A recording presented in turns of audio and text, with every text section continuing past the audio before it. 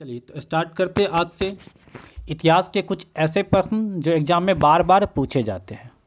Total 500 question हम आपको इस सेशन में करवाएंगे और ये सारे वीडियो आपको हम सेट बाय सेट करके अपलोड करेंगे ताकि आपको देखने में आसानी हो। तो चलिए स्टार्ट करते हैं क्वेश्चन नंबर 1 से। सिंधु घाटी सभ्यता के शहरों की गलियां थी।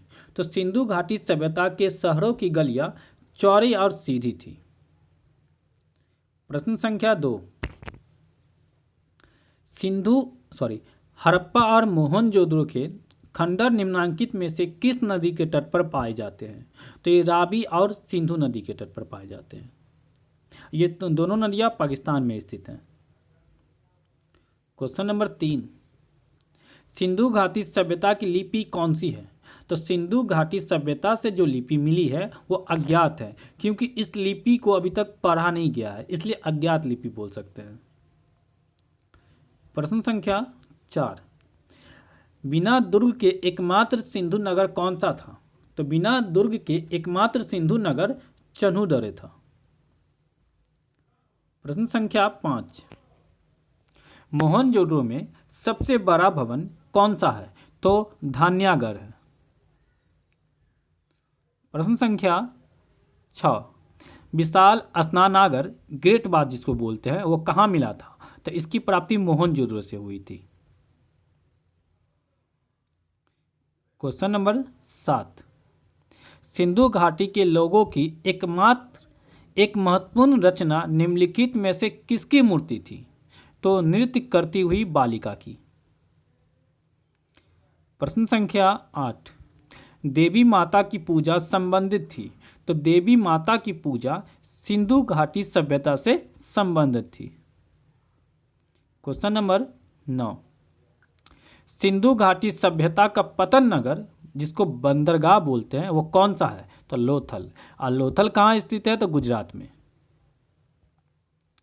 प्रश्न संख्या 10।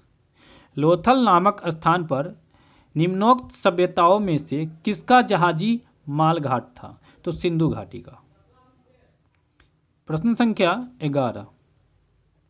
सिंधु अर्थव्यवस्था की ताकत थी। तो सिंधु अर्थव्यवस्था की ताकत कृषि थी। प्रश्न संख्या 12। सिंधु सभ्यता के टेराकोटा में निम्नलिखित में से कौन सा पालतू जानवर विद्यमान नहीं था? तो गाय नहीं था। प्रश्न संख्या 13। देवी माता की पूजा संबंधित थी। तो देवी माता की पूजा जो संबंधित थी वो सिंधु घाटी सभ्यता के साथ। Question number 14। वैदिक आर्यों का प्रमुख भोजन था। तो वैदिक आर्यों के जो लोग थे उनका प्रमुख भोजन दूध और दूध से बने जो उत्पाद होते थे, दही, पनीर, तो ये सब था। और इसके साथ वो जौ मिला करके खाते थे। प्रश्न संख्या 15। निम्नलिखित में से कौन सा अन्न मनुष्य द्वारा सबसे पहले प्रयोग होने वालों में से था? तो जौ। और जौ को क्या बोलते थे? यब बोलते थे।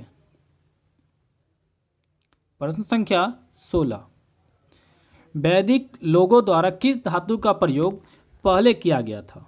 तो तांबा का, ताम्र बोलते थे उसको। प्रश्न संख्या 17। वैद शब्द का अर्थ है। तो वैद का अर्थ होता ज्ञान।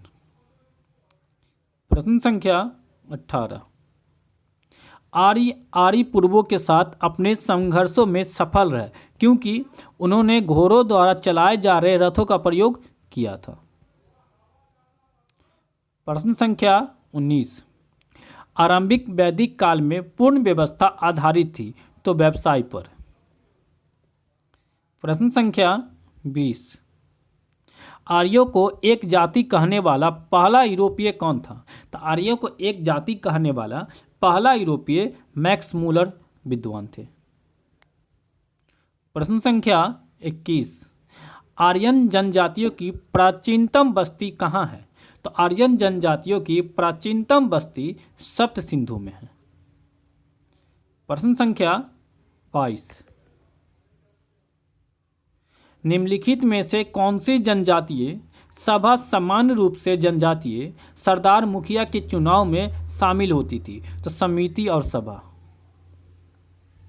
प्रश्न संख्या 23। वैदिक युग में राजा अपनी जनता से जो कर वसूल करते थे, टैक्स, उसे क्या कहते थे? तो वैदिक युग में राजा जो अपनी जनता से कर वसूलते थे ना, जो टैक्स वसूलते थे, तो उसको बलि कहा जाता था। प्रश्न संख्या 24। प्रसिद्ध गायत्री मंत्र कहाँ से लिया गया है? तो जो गायत्री मंत्र आप सुनते हैं उसको ऋग्वेद से लिया गया। और वेद कितने हैं? तो वेद आपको 4 है, इस बात को याद रखिए। कौन कौन से हैं? ऋग्वेद, यजुर्वेद, सामवेद और अथर्ववेद। तो उसी ऋग्वेद से ये गायत्री मंत्र को लिया गया है। प्रश्न संख्या 25। भारतीय प्रतीक पर उत्कीर्ण सत्यमेव जयते लिया गया है, तो मुंडकोपनिषद से। तो चलिए इसी के साथ हम समाप्त करते हैं आज का वीडियो। अगर आपको मेरा वीडियो पसंद आए तो आप इसे लाइक कर दें, दोस्तों के साथ शेयर करें। कुछ पूछना हो तो कमेंट करके पूछ भी सकते हैं। तो चलिए समाप्त करते हैं। Thanks for watching.